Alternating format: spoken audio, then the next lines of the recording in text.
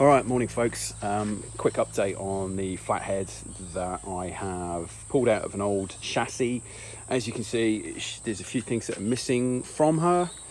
Most notably is the manifold, the inlet manifold, which is that great big sort of stack or tower that sits on top of it, and that's it right there. So I popped that off, and it has opened up a big gallery reservoir. I don't know what they call it specifically, but this is how you get access to the valves. Here you go, you can see them all in pairs: 1, 2, 3, 4, 5, 6, 7, 8. 2 valves for each piston, each bore.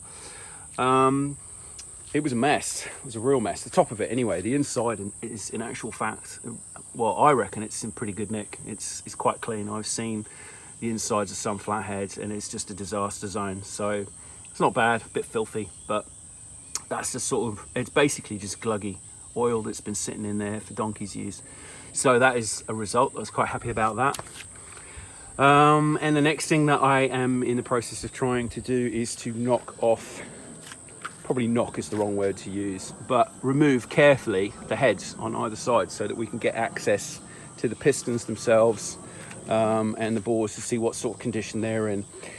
Okay, so this is the problem. At least this is the problem that I've encountered when I do a search on the internet about how to safely remove these. Now, of course, it's pretty easy to remove if you want to use brute force. You can use hammers, you can use chisels, you can use screwdrivers, whatever. But I'm not like that. I try to save as much of this stuff as I possibly can, particularly when you know you're confident enough to say, hey, this stuff can be reused. And you know, flathead V8 engines aren't built anymore.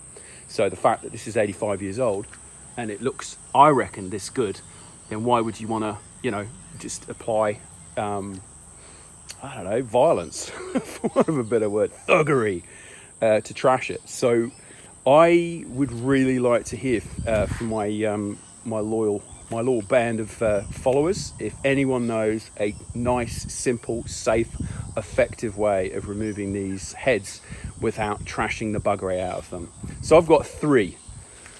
Have I got 3? Yeah, I've got 3 flatheads. And one of them's in the Blitz, another one's in the Marmon Harrington, and then this originally came out of a Marmon Harrington as well.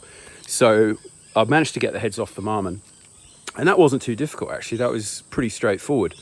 First flatty that I worked on, unfortunately, I really didn't know what I was doing, so I think I've done some damage to the block. How bad it is, I don't know, but I probably think that whole engine's going to have to be sent away to be cleaned up, reconditioned, and all the rest of it. But you know, you live and learn, and most of us aren't trade qualified mechanics. We do this sort of stuff because we love it, and we sort of fall into it. It's a hobby.